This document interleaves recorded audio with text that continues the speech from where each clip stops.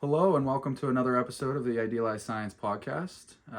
I'm your co-host, Jacob Becky, and with me, as always, is Dr. Wargo. We're here today for an exciting topic of the science conferences at the high school level. The Idealized Science Institute just yesterday gave out its first scholarships to a student at Freedom Area High School in a suburb of Pittsburgh, Pennsylvania. For engagement in authentic scientific practice for a phenomenal long-term project. This is the first of many we hope to give out. And today we thought it would be good right after the conference to just debrief and talk a bit about science conferences at the high school level, long-terms, how they came to be historically, what they are today, and how they can look in your classroom, some of the difficulties and how to get started in long-terms. And a bit more about the Idealized Science Institute and our plans. Also, we, in addition to having, how many high school students did we have there yesterday? That presented probably, 70 or 80? Yeah, say almost 100. Yeah, with the middle school students. Yeah, and then we had middle school students, 27 sixth graders that presented. So we're also going to bring in Janine Ging, who is the middle school science teacher at Freedom. And we'll just chat about all this, and hopefully with the hopes of getting more teachers out there to engage their students in authentic science practice. So without further ado, let's jump in. And Wargo, maybe you can just speak a bit about, the origins of long terms, both, just in science education research, and then also for you yourself. You've been teaching for almost 30 years now. Yeah. If you can just tell people a bit about how you started with long terms. First of all, they're like an antidote to science fairs. And science fairs, the problem has always been you usually know the answer to whatever you're looking into. And we're not doing that. We're trying to make it so we don't know the answer to begin with. And we actually have a motto: if you can Google it, no need to do it. And this is what educational researchers have been essentially asking us to do for a very long time. We mentioned yesterday, 1894 Committee of 10 was essentially asking teachers to think about how to pragmatically engage students. And then we talk a little bit about Dewey and what does it mean to learn science. And clearly it's not just content. It's about how you go about investigating and then analyzing. And then the big thing is getting a critique about what you are claiming. So we have students doing that at the high school level and now at the middle school level, and it seems to be working out pretty well. Yeah, I mean it's the eighth year that this has been going on. So it's 2024 now. So I think that's right. It would have been a year after I left high school. So 2016 would have been the first year. Mm-hmm. Although you are our first keynote speaker, so I guess we should mention that. Just like a real science conference, we have a keynote. We have lots of presentations. We have discussion panels. Lots of alumni come back. And that's an essential part. That's crucial. The alumni that have gone through this process that are either in engineering now or math, science, or any kind of STEM, they can share their expertise. And if they have research that they're doing at the university, they come back, and it's really wonderful. You have a sixth grader presenting, and then a PhD level quantum physicist, and It's all really, from a school that is severely underfunded in science and in general, as we saw with no AC. Everyone was in there sweating. It's a hot time. But I think this is just a proof of principle that this can work wherever. Freedom is definitely not a rich district, but we make the most of what we have there, and so I think this is something that people can definitely do in their districts. But maybe it'd be good to give just an overview of what this 8th annual schedule looked like, and then we can talk a bit about what has evolved over the years and what seems to work and not work. So at Freedom we have a block schedule. So we have 4 blocks throughout the day, and then we have this personal learning time, PLT, at the end of the day. So the first block, what we did is we took from all of the different classes that are engaged in long terms. We had a physical science, Physics 1, Physics 2, Physics 3 course, and then we also had a 6th grade teacher who's been working with us for years, and we essentially took one example from each one of the classes, lined them up, and that was a nice warm-up to the conference. I normally started off giving a little historic perspective on why we're doing this and why it's important. And so that takes up the first block. And then the second block, we start to break into sessions. First, everyone's in the auditorium, just like any conference, you meet at first. And then you have parallel sessions. Yeah, and then we have parallel sessions. This year we went just with 2 or 3 rooms at a time. We've done it a bunch of different ways, but this worked out well. And you were our keynote this year. High demand from the students. They all said, let's have Dr. Becky come back. And so everyone comes back to the auditorium. We have a few minutes to gather everyone, keynote, just like a conference. And that's where we awarded the first scholarship. Yeah. So this was to a student at Freedom who did a great long term on regenerative braking in EVs. Essentially, it modeled this, and I mean maybe you can speak to a bit about what a high quality long term looks like. I mean clearly the thing that I took away now, you actually saw this long term develop, but I mean you can just tell the time that must have been put in was what would you say, a factor of 10 more than most students? I mean, without a doubt. Right. But you know, he wants to go into electrical engineering. He's very interested in the environment and how to use energy appropriately. Can we get some back? And what is the efficiency of that? And so as he's designing this circuit, nothing's working, so he's got to rethink about how he's getting his data. He notices that there's gaps. He has a problem where the magnetic strength isn't quite enough, but he had a 3D model made of a flywheel, and then he's mounting these magnets in there. Yeah. And then he has a coil problem where the coil isn't picking up enough voltage. This is really a high level one. He's been through all the way through physics 3, and now he wants to find a new technique for measuring when he's at his highest speed. He's going to have an LED blinking, and then he has a relay. It's just a very long process, but the enjoyment that he got out of it was fantastic. And well, the beauty is, like, you know, when you pick a question that you're excited about, and this is what a lot of students did, you know, there's that excitement there, and that I think, in addition to us knowing that like this authentic engagement is good for understanding nature, science, and all these things, I really do think it can be a change agent for like getting students that are on the fence when they're just struggling with math. They don't get it. Why are we doing this?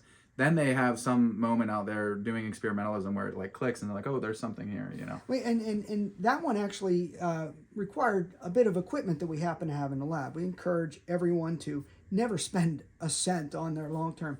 But I don't know if you saw the long term where we had a young man who was making tunnels out of paper. Actually, a couple students did this, but he was using light. Another was detecting methane, which is interesting. But either way, he was trying to figure out how tunnel size affected the dispersion of light.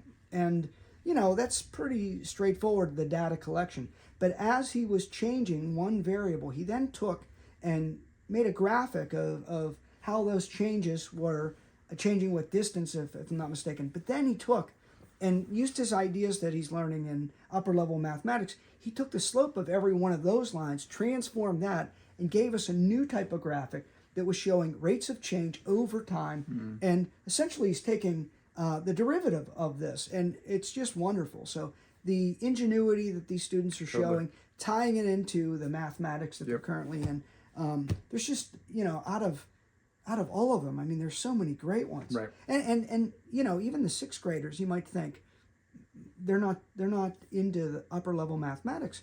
Just being able to come up with a graphic that appropriately shows the range of your data. Right. I mean, that's basic making statistics. a claim at that age, setting up their own experiment, a way to test it.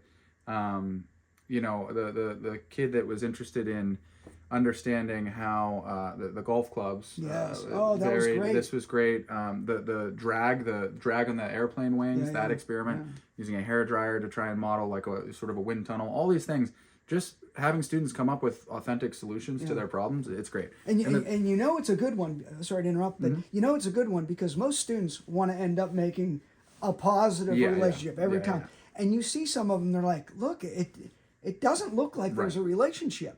And that's good when students can say, look, I did this, and despite me wanting it to be, no, there really wasn't a relationship. And the other thing that's super important is they all know they're going to go in front of other people that have done long terms and alumni, professional scientists, engineers that are going to critique. So they're really trying their best to make sure, no, I really have quality data. My methodology is good. And if they don't, they go back and they're like, look, I don't think this is good enough. They're doing that on Yep. their own. So Yeah, and this is why it's so close to modeling a real science conference, because it essentially is a real science right, it conference. really Right? is. It's a group of people that have similar backgrounds presenting and getting a critique, and there being dialogue there. So it was really exciting to see. And one of the things that I really appreciated was a lot of students, especially the older students, are really comfortable now when they're asked a question. You could see that they were comfortable saying, "I just don't know," and that's Yeah, like right. that's a great, because I feel like when you don't have this training, there's always this tendency to feel like you have to give an Right. answer. But they were saying things along the lines of, "Oh yeah, I considered that, and I thought about it for a long time, and I still don't know." Right, and then that's a jumping off point for future long terms and for these things. So really, a lot of authentic scientific practices were on display there, And it was what's really interesting great. is the students are not nervous about their material. They're just nervous that there's people there. Yeah, But in terms of their material, no one knows what they've done more than they. better than them. Yeah, Yeah. So it's really a wonderful dynamic. And I have to say, they're transformed after this. They come in and they're like worried about presenting in front of people, but they're really the expert here, Totally. and they get to shine, and it's just a great experience. You Yeah, know? So tiring for sure. Yeah, I oh mean, my. you just seemed drained as it got Oh, closer and of course. closer with all the scheduling and course. stuff. But yeah, so maybe we should talk a bit about just some of the difficulties that I will say the only experience I've had in leading students in long terms was a 1 credit course to first year undergraduate students at the University of Colorado in Boulder.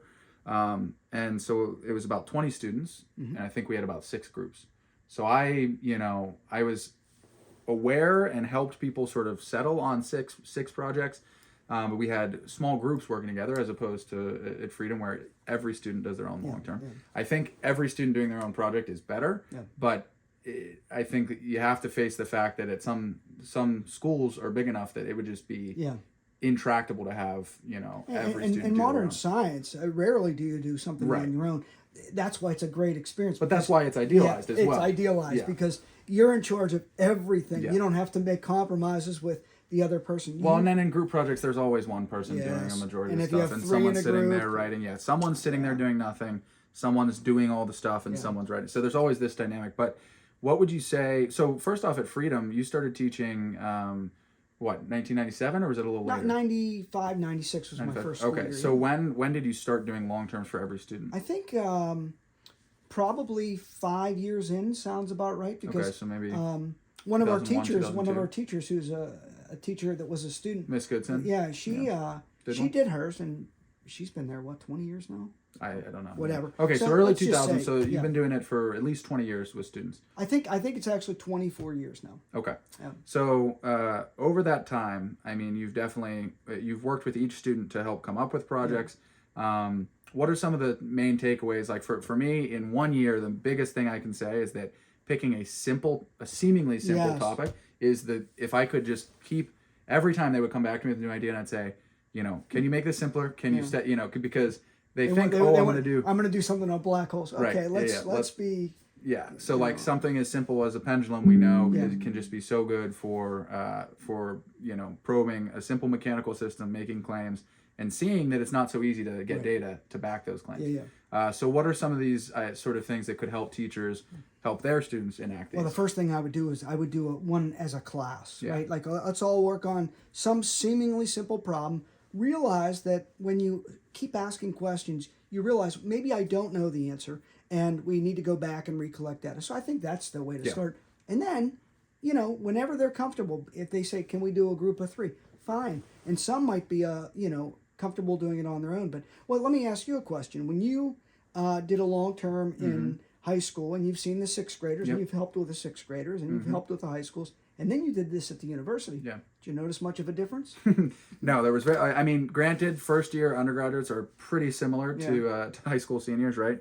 Really no difference there. But these were a self-selected group of students because they had to sign up for this class. Oh. So this was the fundamentals of scientific inquiry, but one of the main goals of the class was to get students up to speed for undergraduate research and make connections and give lab tours and stuff.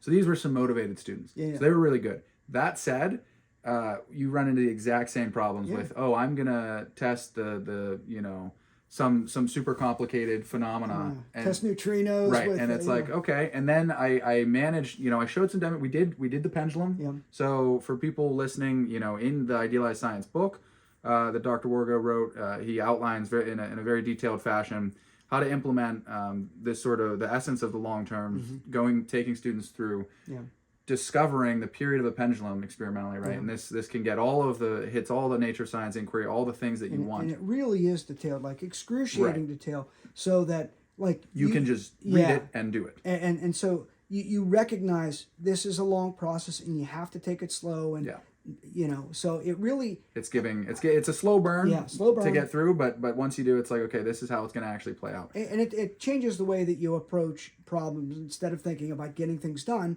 you think about how do we know things and what is our confidence. It's fantastic. It's a really detailed guide for teachers, students, whoever wants to try. Well, I still remember doing it in high school, and that was a very I remember, because you make it really clear that, one, we shouldn't Google, and two, we shouldn't talk to older students. There's still always the thing of, you see a student that's in physics 2 and they're like, oh, you're doing the pendulum, like it's kind of like but they never tell them. No, it's but amazing. But it like it kind of bonds everyone, because you're like excited that you've gone through the same thing. It's like a boot camp, and it really is like a cultural phenomenon. So you took 9 weeks to go through that with the students, and I had 2 class periods with at the college level. It's just literally that much faster. So I think there were just some things that you need more time for. But even after that, they understood the essence, and there were some really good projects, but still really motivated students, and it was hard in the time that we had in that semester to get them through long terms. It's hard to... Well, here's something that you can consider. Maybe instead of having them come up with an idea, you can seed ideas. Like, here, we've got a bag of springs here. We've got different size rings, or whatever it might happen to be, rubber bands, anything. And then they can make claims, but you've already given them some materials. Some raw materials. And if you have some things like, look, we also have some ring stands here. We've got some masses. You can seed them along in whatever time you have. So I think the big thing is, just jump in and don't expect it to be perfect at first. And by the way, the students are really going to give you a lot of slack, and they appreciate that you're giving them agency, and just allow them to understand that they're being graded on effort and thinking through this. And another great thing to do during this time is to journal. Like, how are my thoughts changing about science as I go through this? So, well, and that's why you probe ahead of time. What is science? What do scientists do? And then at the end of the year, and look at the nature of science and these opinions. But you don't have to follow any strict way of doing a long term. The thing that you want to avoid is science fair, or textbook, cookie cutter, cookbook labs. Things that the students, A, are interested in, and B, it's even better when they think they know the answer. Right. I know this for a fact. 100%. I've worked my entire life around this instrument or something. Okay, well, you made a claim. Can you back it? Yeah, exactly. Yeah, so that's the essence of it, and that is also, long terms really are the essence of what idealized science is, right? So they really they capture a lot of this. And it seems so easy, but it's hard to get students to get. I should say it's probably harder for teachers to take that first step and say, I'm going to get out of my comfort zone, because teachers, often want to be as prepared as they can, and you don't know the answer, and that's totally fine. Yeah. And that's what science is. You don't know the answer. It's a good. I think it'd be a good growth opportunity for teachers as well as students, because teachers inevitably have to get comfortable saying, "I don't know. We don't know. Let's figure it out." Right. And guide the student to making change and stuff. And the truth is, like we saw, not all these projects end up in this beautiful final form. No. It's all about the growth from the starting point to the end, and that's how you grade people, and so it's really not at all about the outcome. It's all or in terms of the actual project outcome. Growth. Yeah, it's about growth for the student. So it was really cool to see. It's always especially now 8 years on, being at the first one, being at this one. I haven't been able to make it to all of them because I've been studying in different places. Probably 6 of the 8. Probably, yeah. But it's just great to see the alumni come back and give talks and have the interactions. Obviously, it's like you said, it's a bit like a middle school dance. It's a little challenging to get students to go up. But I got more questions yesterday than I have. I saw a lot of younger students talking to the alumni. It's a great day. And the level of respect that the alumni carry with them back, because they sat in the same chairs. Right. They sat and did the same type of coursework. They did a long term, it's really community building in many Right. ways. So for schools, Which is science, right? Science is a community. and that's what I tried to explain a bit in the keynote is like, We should record your keynote for the ISI. It would be good. It would be good to in the future. I think it Yeah. would be nice to ask the speaker if they're comfortable Yeah. with having it recorded. It'd be nice to have a document of them. But I was telling the students about the importance of networking, and I think you have. That's why the conference really does have all those components, because Yes. it even has the networking. It even has the awkward downtime where you gotta sit there and make conversation with somebody you don't But know. I don't think teachers ever consider that when they're teaching science about the social nature of science and how crucial it is. Well, and there's so much more to just to science than just the technical capabilities. Absolutely. And this is what I was saying to some students there. Think of all the engineers talking about how important it is to be able to work with other people, be able to communicate well, get your ideas across to others. I mean, it's just vital that students hear this. Totally. Yeah. Yeah. So, okay, I mean, we could go on and on about this, but I think now would probably be a good time to talk to Janine a bit about working with the sixth graders and the challenges. Why don't I let you two talk? Yeah. All right. Sounds good. Awesome. Okay. Okay, now we're here with Janine Ging, sixth grade science teacher at Freedom. She's been working with the middle schoolers to also do long-term projects, and they then come up and present at the high school. How long have you been doing this with the students at Freedom? We have attended every science conference with the exception of last year. Okay, so 7 out of the 8 years. 7 out of the 8 and years. You've increased the number of students presenting, I think, because when the first one, I think only had a couple. We had maybe 5 or 6 the first few years. We even had some over COVID that worked with us remotely and then presented remotely. And this year we had 25. Yeah, that's awesome.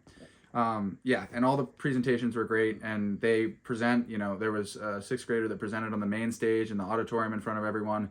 And then they break out in the parallel sessions and present just like the high schoolers. It's really awesome. So, what are some of first off, I guess, how do you fit it into your curriculum with everything else? And what are they learning at the time when they're doing these things, and how do you sort of blend this in your year? How does it fit in? So I actually teach math and science at the 6th grade level, so I'm integrating it between both of those. I usually have my honors math kids do these projects, and we really strategize that in with our statistics unit. So 6th grade is the first year that children in Pennsylvania learn how to do statistics. Okay. And it is extremely difficult to convince a 12-year-old why stats is important. Right. I can get them to get to the answer, but for them to understand what that answer means has a totally different meaning. Right. So by them doing these projects, having personal attachment to those numbers, they understand, and then they can explain not only their project, but they can start looking at other statistics, explaining them and understanding the deeper meaning behind it, besides just getting to that final answer. Right. So that's sort of my ploy that I get them into. Since I also teach science, they're picking different disciplines that we use in 6th grade and integrating that in with their math. Awesome. Yeah. Very cool. Yeah, and I think even at the high school level, I think this is still a problem where you have, and at Freedom, I mean, we need more probability in statistics, but even in physics, it feels detached until you're actually like doing a project, and then suddenly people are like, oh, this is what we were learning when we were doing inclined planes or something, that seems very removed from reality. So it's awesome. But I mean, I have to imagine, that it's kind of challenging to corral all of these youngsters into actually doing a full project. So, if you can talk a little bit about how you manage to get 20-some students to actually complete these projects that high school students are completing. It is very challenging. That particular class is project-based, so they do a different project every 9 weeks. Okay. And then we usually start in January and take till May to complete this one. Okay. But I could not do this without the high school students. So you have the high school students come down, and is it we one-to-one blend back or? and forth. Not always. It all depends on it from day to day. Okay. I like to be able to take the kids up to the physics lab at the high school since we're all on the same campus. It's just a short walk up the hill.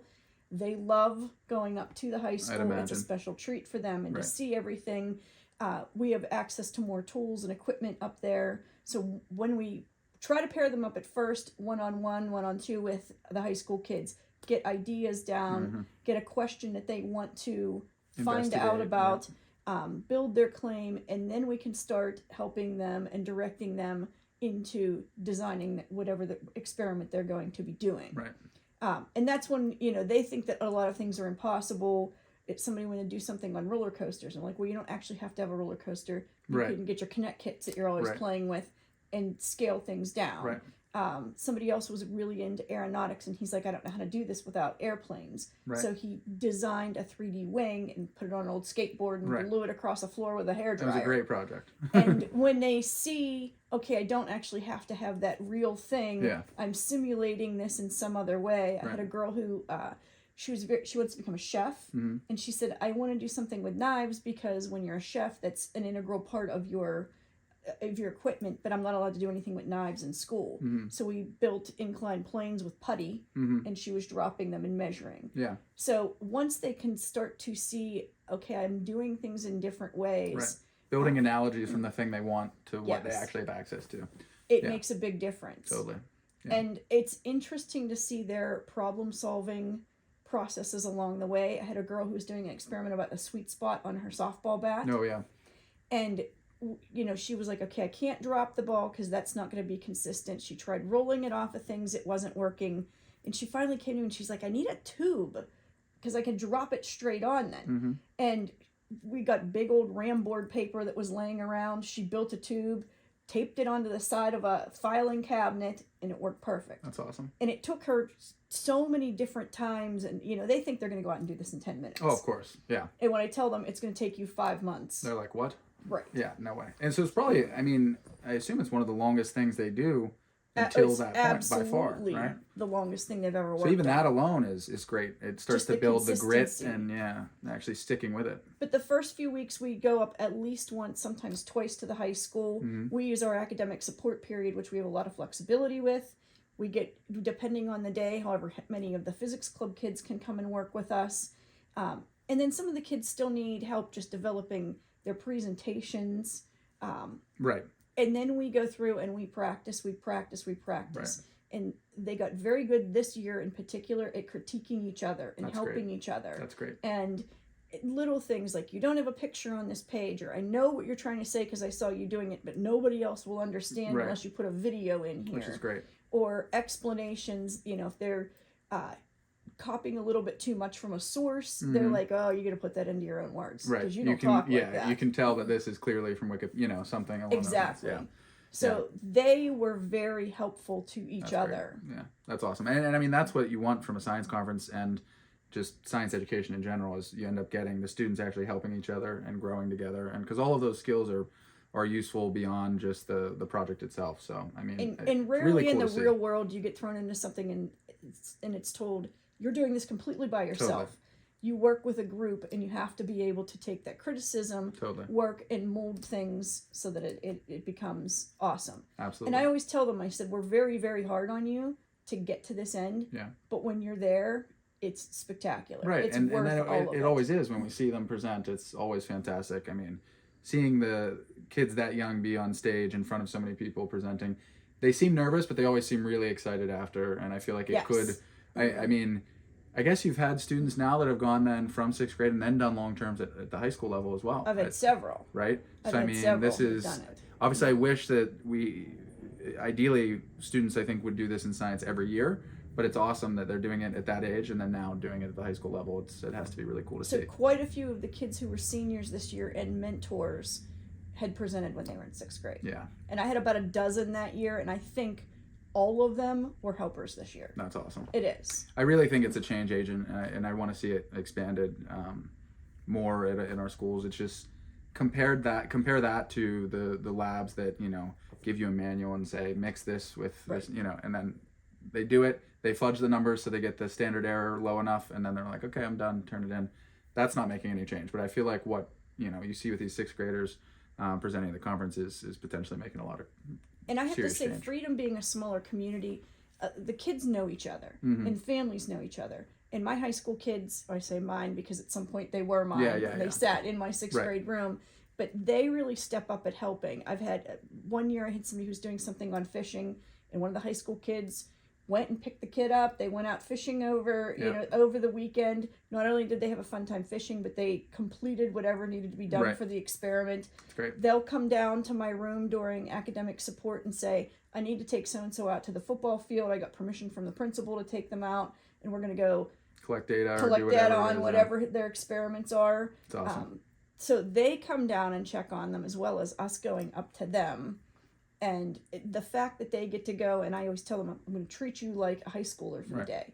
You get a schedule, you get to move around on your own, eat lunch in the, that was probably the scariest part of their day, was eating lunch in the cafeteria. Having to go through the line and stuff, yeah. They sat there until I came in and where we don't want to go online. I'm like, come on, let's go. Yeah.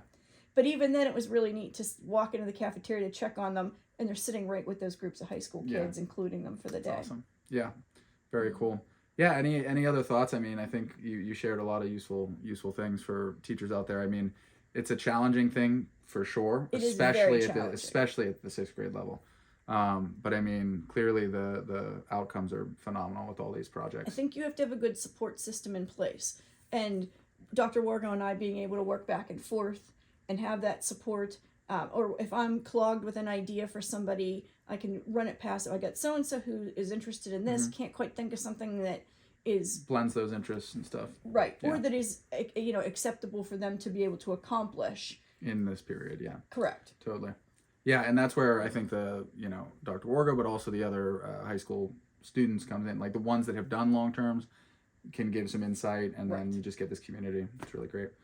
Awesome. Well, and I always remind them too. I say, you're going to be the kids who are going to be helping in a few years, right? So now you know what this is like, that when you come back down, you can have the patience and the ideas to be able to work with these kids and to really boost them on throughout the day. Yeah. And it was nice to see, the big kids coming back to the little ones, shaking their hands, telling them what a good job. And asking questions. I saw a lot of people, you have that awkward silence right after, and it's like, well, was anyone going to ask a question? And then you have a lot of these great high schoolers that they prompt them on. Yeah, and you ask some good questions, because no one wants to give a talk in front of everyone and get 0 questions. It doesn't feel good. So they were always asking good questions. I was proud of my 6th graders this year. I had quite a few of questions as well that they were asking. The one kid wearing a red polo was asking a lot of really good questions. Yeah, I was amazed. Like, I wouldn't have done that in 6th grade in front of an auditorium of high schoolers and alumni. I don't think I would have raised my hand. So that particular boy, he leaned over to me and went, "Are we allowed to ask questions?" Yes, of course. That's what you're here for. Yeah,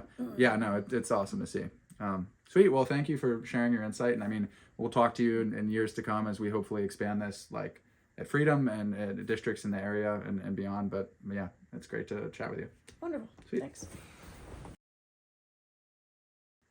Okay, it was great talking with Janine about helping the 6th graders through these long terms, and really I think she's proof that this is possible at any level. She does a great job, and year. she's one of the favorites in the whole district, because I think it's because the students feel like they grow up. Right, right. Treat these students like adults, have them actually engage, and then they go up to the high school. They don't probably have a feel for what they're doing the whole year truly until they present and see, oh, I just did the same thing that these older kids did. And then right after the conference, everyone always comes up and they're like, next year, what I'm going to do. Yeah. They've got, they're excited and so motivated. It's funny when you first talk to them about, would you like to do a long term? They're like, I don't know about that. Yeah. But once they do, they're ready to go for next year. And this is why I really want to get the gap closed between 6th and high school, because it just... I know that's one of your goals. There's so much that I really think that if a student has that transformation in 6th grade, you got to keep the momentum. Yeah. Next year I'm going to do this.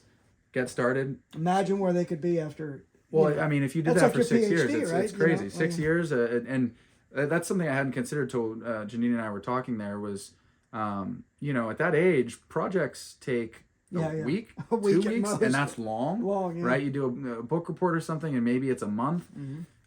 So to stick with something for 5 months and present in front of a bunch of older kids that you don't know. Especially at a time where we have kids with their attention spans getting smaller than our phones. Right. So concentrating on one thing. It is. It's a win-win-win. Just however across the board. Across the board. Yeah. So it's pretty great. Maybe we should talk about some resources. Yeah, absolutely. So as we mentioned, for getting started, I think that the number one thing teachers should do. Check out the book. It's online. It's available. I think we have a PDF available. If not, we will soon. You can email us. If you're in a district that's struggling. Yeah, we'll get it to you. But either way, reading about how to implement a long-term with a class one time just to get them started, and then just jump in. You were saying to the teachers that visited yesterday to observe, you were saying, don't worry about doing it with everyone. If it's too overwhelming, get some motivated students, do it with a few, and don't get too out of your comfort zone. You're not going to want to do it. So just, if you want to do it with a couple students at first, or maybe you don't want to do individual, maybe you want to do a whole class one, something like that. And by the way, they're always invited to present at our conference. But what we'd really like to do is see this expand. So if you're a teacher in a district that would like to try this, come visit us first of all. Why don't you see what we're doing? And if not, just try it on your own. Maybe we can come visit you. But we have resources available on our website. So www.idealizedscience.org. We'll have resources. We'll discuss the mission of long terms and provide more things there. Our contact information is there. Anyone should feel free to reach out to us and ask questions. Our scholarship information is there. We have some videos. And we intend to expand the scholarships moving forward, and also start chapters of the nonprofit. So we will certainly have a freedom chapter, because this is where all this is sort of starting from. But we want to encourage other districts to start chapters of the Idealized Science Institute, so that this can be an umbrella organization for these engagement in authentic science. And then it's within your community, and that's really what you need is buy-in.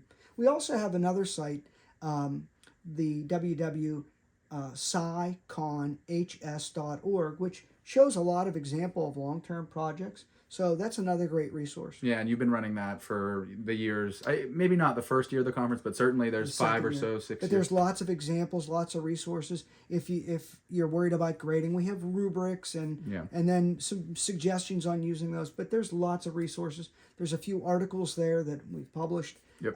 So just get in contact with us if we can help in any way. Yeah.